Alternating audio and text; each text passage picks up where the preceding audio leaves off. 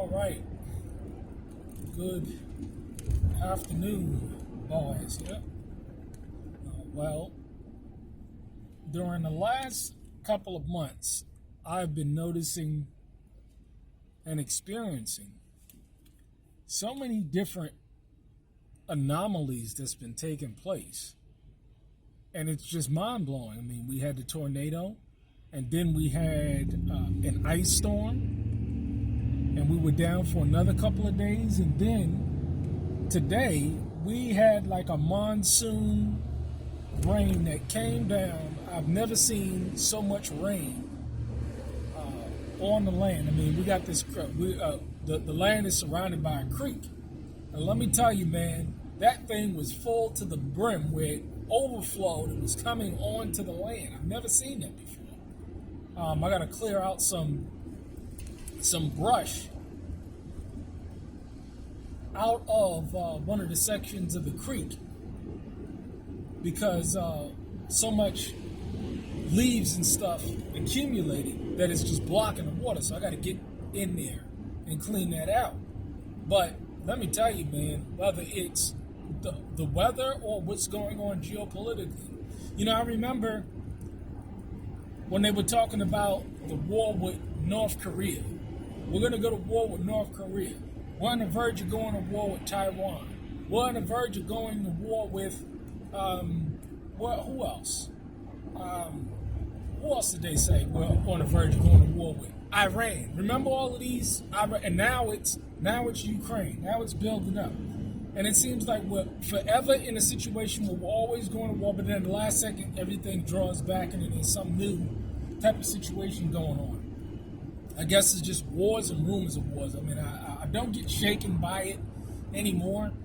Not that it really shook me before, but you know how you just paying close attention. I just don't pay as much attention as I used to anymore because this stuff is just constantly going on. But one of the things that I noticed, in spite of all of these wars that we're supposedly about to start and get into that never takes place, is the constant war on your pocket.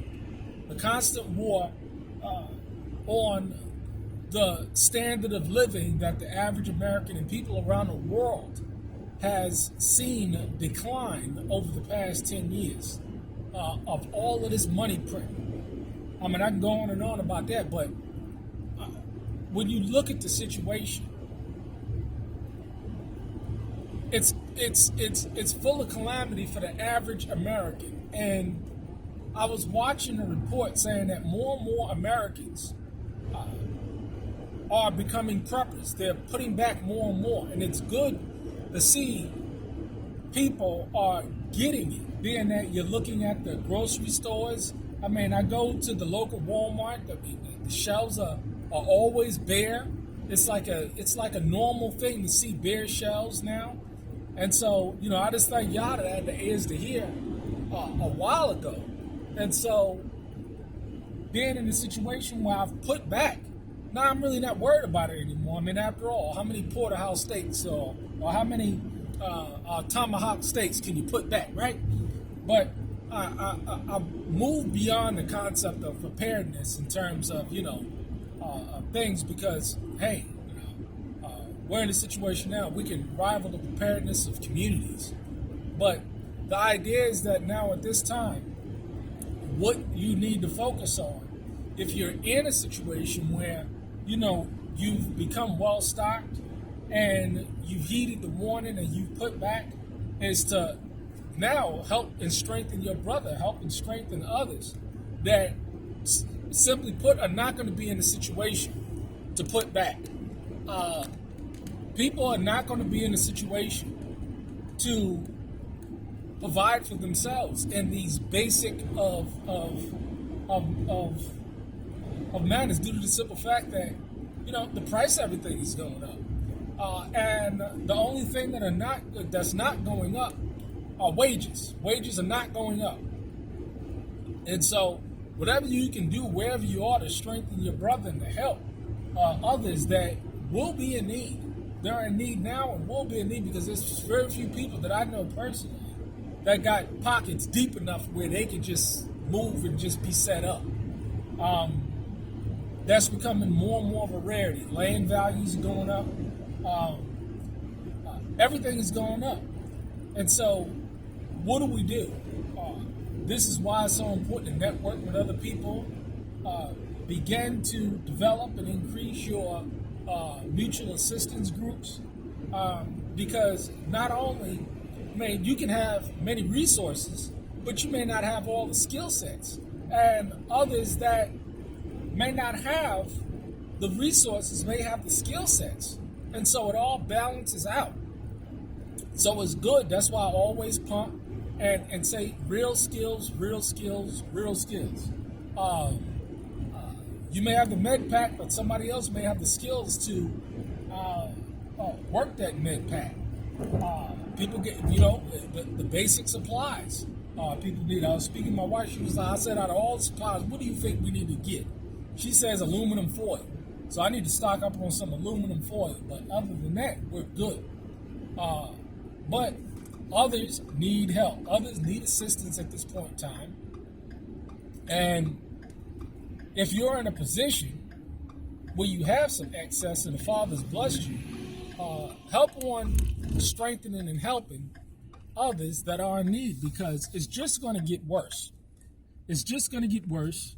And, it's just an unfortunate thing. It's like, one of those things in your gut where it's just like, oh, man, you see what's going on. You see the pressure that's taking place on people. The stimulus money is ran out. There's no more government handouts. So, you got folks out there that, everything they've done and everything that they've accomplished during the last year or two has been as a direct result of government handouts, government stimulus. And it's just not going to work anymore, because, that government money is not going to get you to the finish line. It hasn't gotten people to the finish line. And if you don't have basic water secured, basic shelter secured, basic heat secured, because, it's easier to heat somebody else up than it is to cool somebody down. So the idea is that you're going to want to be able to focus on these. The next and final aspect that I'll be focusing on this year is solar. Solar.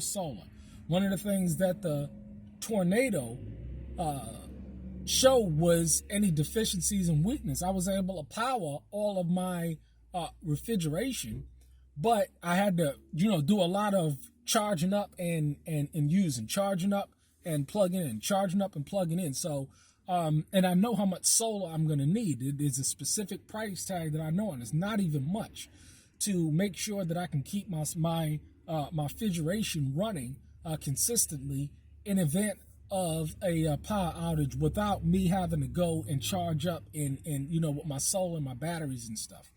So that's going to be the key in this day and age, is to make sure that you're shoring up those basic infrastructure needs that you're going to need in order to make sure that you can provide for yourself and your family. And also, if you're in a situation, help others. That's going to be critical, because, again, look at the prices of everything going up, from diapers to trash bags to everything. Kerosene, gasoline, propane. I can go on and on. Fill them tanks up, keep them filled up. Make sure that in an event where, the power goes out, if you got propane and you got a propane powered stove, where I purchased a stove, and then they got these kits where you can that you can exchange it out from natural gas to LP. And now, we got our stove where even if the power goes out, we can still cook. You see, even if the power goes out, we don't have to worry about hot water. We don't have to worry about cooking, because these stuffs is on LP, and we've put LP back, and we're continuing to put LP back. So these things are just critical, man. It's sad to see what's going to take place, and we talk about the collapse. The collapse. The collapse is taking place in individual lives consistently. People are just falling into a state of poverty just like that. They're not showing you on CNN or MSNBC all of the tent cities that's popping up in LA and all of the major cities around the world and around the country. They're not showing you this stuff. But people are suffering like it has never been before. And hey, this government assistance is running out. I mean, it's sad. So, again, take this stuff seriously. Try and help as many people as you can. If you have the means, and there's very few people that have the means today, but if you have the means, try and strengthen others. Because at the end of the day, I'm a big Negan fan from The Walking Dead. People are the foundation. I mean, people are critical. And these people need to get fed. They need to be sheltered. They need to be clothed. They need those basic necessities. That's going to secure them. And if you have, don't be stingy. Help people that are in need.